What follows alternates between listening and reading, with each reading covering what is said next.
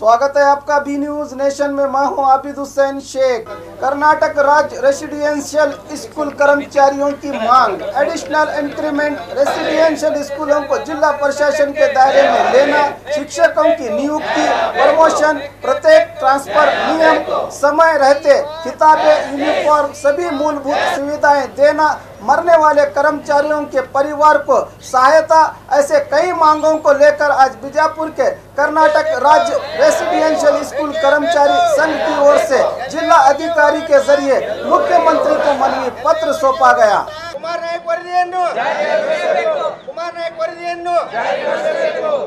ಎಲ್ಲಿಯವರೆಗೆ ಹೋರಾಟ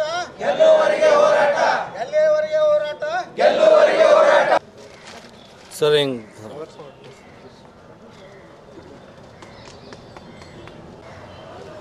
ನಮಸ್ಕಾರಗಳು। ರಾಜ್ಯಾದ್ಯಂತ ಕರ್ನಾಟಕ ಸಮಾಜ ಕಲ್ಯಾಣ ಇಲಾಖೆಯ ಅಡಿಯಲ್ಲಿ ಕರ್ನಾಟಕ ವಸತಿ ಶಿಕ್ಷಣ ಸಂಸ್ಥೆಗಳ ಒಂದು ಸಂಘದ ಅಡಿಯಲ್ಲಿ 819 ವಸತಿ ಶಾಲೆಗಳು ರಾಜ್ಯಾದ್ಯಂತ ಕಾರ್ಯನಿರ್ವಹಿಸ್ತಾ ಇದ್ದು, ಅದರಲ್ಲಿ ಬಡ, ಹಿಂದುಳಿದ, ದಲಿತ, ಪರಿಶಿಷ್ಟ ಜಾತಿ, ಪರಿಶಿಷ್ಟ ಪಂಗಡ ಹಾಗೂ ಹಿಂದುಳಿದ ವರ್ಗಗಳ ಅತ್ಯಂತ ಕಡು ಬಡ ವಿದ್ಯಾರ್ಥಿಗಳು 1,62,000 ವಿದ್ಯಾರ್ಥಿಗಳು ರಾಜ್ಯಾದ್ಯಂತ ವಿದ್ಯಾಭ್ಯಾಸವನ್ನು ಮಾಡ್ತಾ ಇದ್ದು, ಈ ವಸತಿ ಶಾಲೆಗಳಲ್ಲಿ ಸುಮಾರು 4,200 ಕಾಯಂ ಶಿಕ್ಷಕರು, ತಮ್ಮ ಒಂದು ಶಿಕ್ಷಕರು ಹಾಗೂ ಶಿಕ್ಷಕೇತರ ಸಿಬ್ಬಂದಿ ವರ್ಗದವರು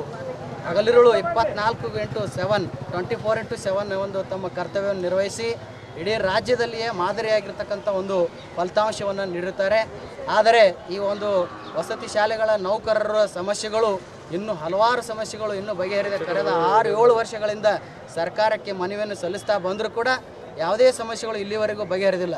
ಅದರಲ್ಲಿ ಮುಖ್ಯವಾಗಿ ಕುಮಾರ್ ನಾಯಕ್ ವರದಿಯಂತೆ ಒಂದು ಹೆಚ್ಚುವರಿ ವೇತನ ಬಡ್ತಿ,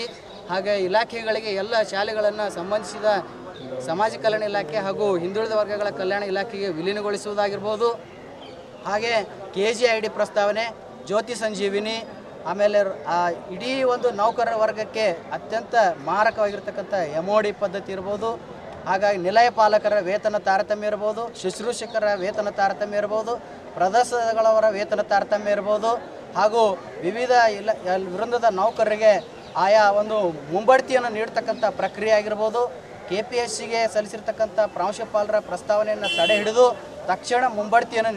ನೀಡುವಂಥದ್ದಾಗಿರ್ಬೋದು. ಹೀಗೆ ಹಲವಾರು ಸಮಸ್ಯೆಗಳು ಒಂದು ವಸತಿ ಶಾಲೆಗಳಲ್ಲಿ ಕರ್ತವ್ಯ ನಿರ್ವಹಿಸ್ತಕ್ಕಂಥ ನೌಕರರಲ್ಲಿ ಇವತ್ತು ಮನೆ ಮಾಡಿವೆ. ಇಂಥ ಒಂದು ಸಮಸ್ಯೆಗಳ ಪರಿಹಾರಕ್ಕಾಗಿ ಇವತ್ತು 5/10/2018 ರಾಜ್ಯಾದ್ಯಂತ ಏಕಕಾಲಕ್ಕೆ ವಸತಿ ಶಾಲೆಗಳ ನೌಕರರ ಸಂಘ ಬೆಂಗಳೂರು ಇವರ ಒಂದು ನಿರ್ದೇಶನದಂತೆ ಆಯಾ ಜಿಲ್ಲಾ ಘಟಕಗಳು ಒಂದು ಮಾನ್ಯ ಜಿಲ್ಲಾಧಿಕಾರಿಗಳ ಮುಖಾಂತರ ಮಾನ್ಯ ಮುಖ್ಯಮಂತ್ರಿಗಳಿಗೆ ಮನವಿಯನ್ನು ಸಲ್ಲಿಸ್ತಕ್ಕಂಥ ಕಾರ್ಯಕ್ರಮವನ್ನು ಹಮ್ಮಿಕೊಂಡಿದ್ದು,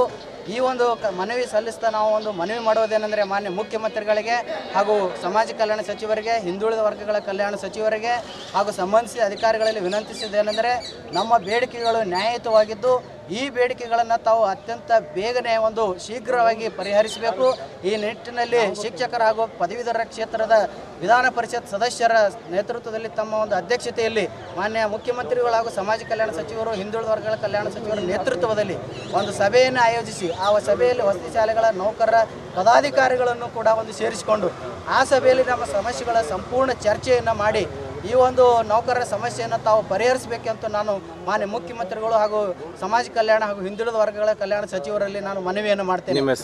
ನಾನು ಅರವಿಂದ್ ಹುಗಾರ್ ಅಂತ, ಜಿಲ್ಲಾ ಪ್ರಧಾನ ಕಾರ್ಯದರ್ಶಿ, ವಸತಿ ಶಾಲೆಗಳ ನೌಕರರ ಸಂಘ, ವಿಜಯಪುರ। और खबरों के लिए देखते रहिए B news nation. B news nation के लेटेस्ट न्यूज़ों को अपने मोबाइल में देखने के लिए यूट्यूब में बी न्यूज नेशन के चैनल के सब्सक्राइब आइकॉन को दबाएं और फिर बेल आइकॉन को दबाने पर आप लेटेस्ट न्यूज़ों को देख सकते हैं।